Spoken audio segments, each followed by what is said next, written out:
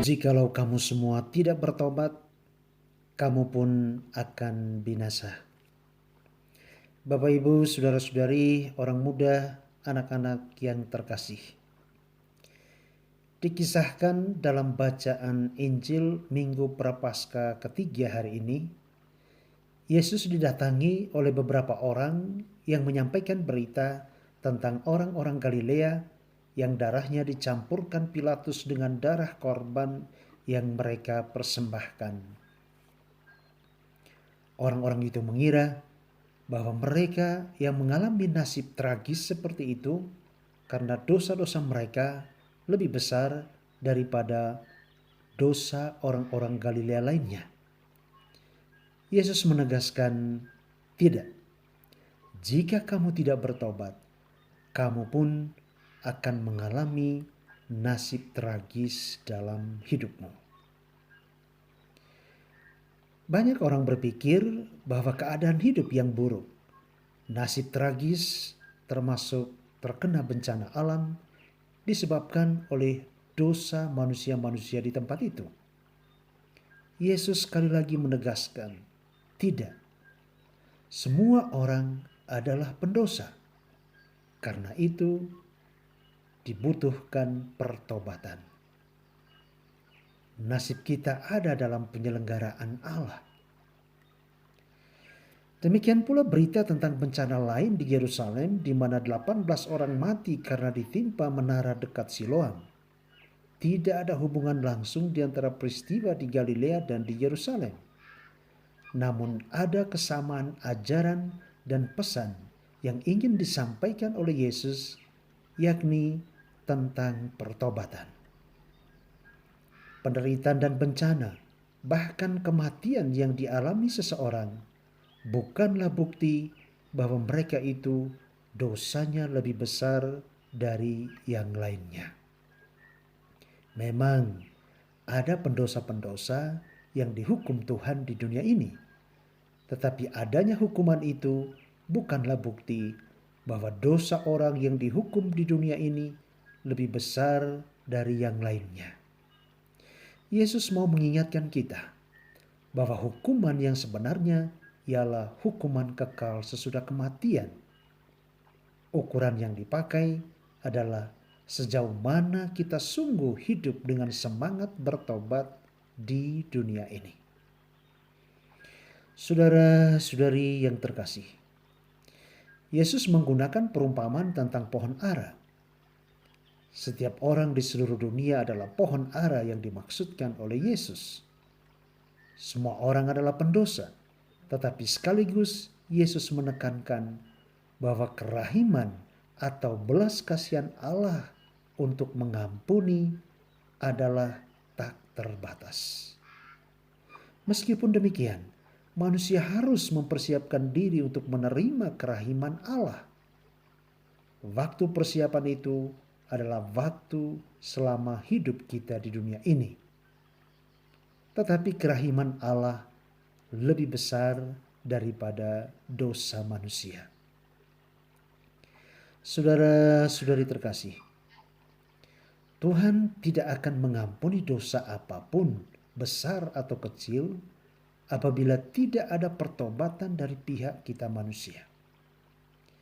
Yesus Kristus adalah pengantara Allah dan manusia, tetapi Ia tidak akan menolong siapapun apabila dalam diri orang itu tidak ada pertobatan. Dengan kata lain, orang tidak akan diselamatkan apabila ia tidak mau diselamatkan. Dalam perumpamaan tentang pohon ara dalam Injil hari ini, pohon-pohon ara itu adalah orang-orang Yahudi, tetapi juga kita semua. Yang menanam adalah Tuhan Allah. Dimaksudkan dan diharapkan agar pohon-pohon itu tumbuh, berkembang, dan berbuah. Bila tidak berbuah, akan ditebang. Pengurus kebun dalam perumpamaan itu adalah Yesus.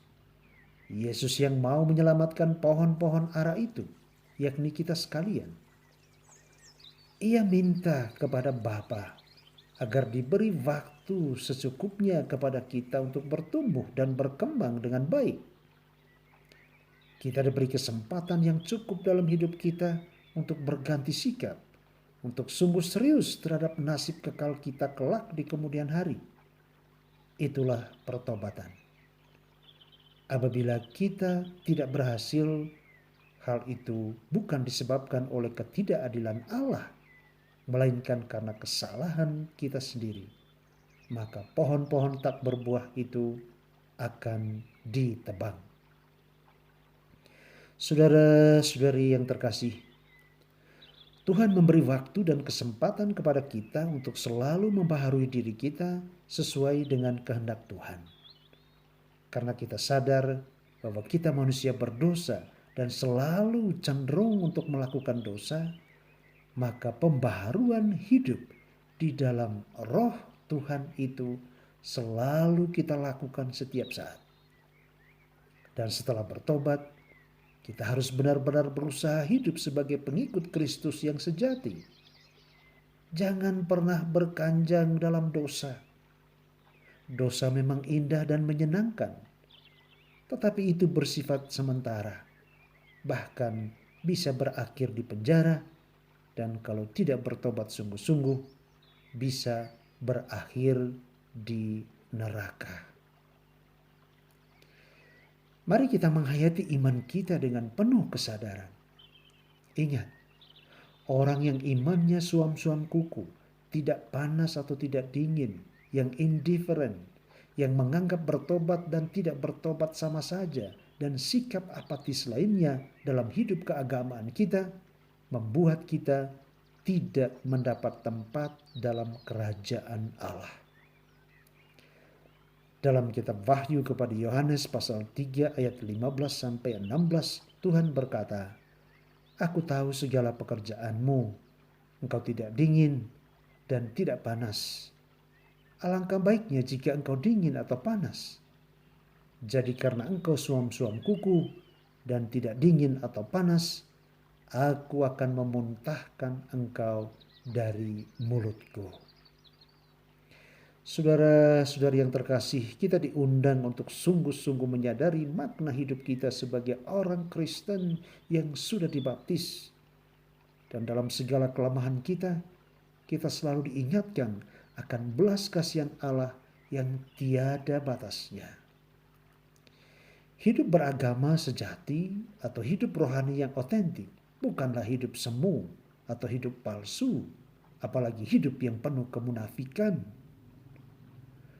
Ketika Tuhan memperkenalkan diri dalam bacaan pertama hari ini sebagai "Aku adalah Aku", mau menyatakan hakikat Tuhan bahwa Ia tetap yang sama, selalu hadir, selalu bertindak dan melindungi, sehingga dalam keadaan apapun juga orang dapat percaya dan ditolong olehnya.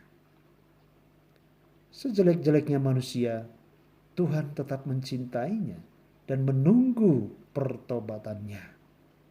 Ia selalu berkata, "Hendaklah kamu sempurna sebagaimana Bapamu yang di sorga adalah sempurna."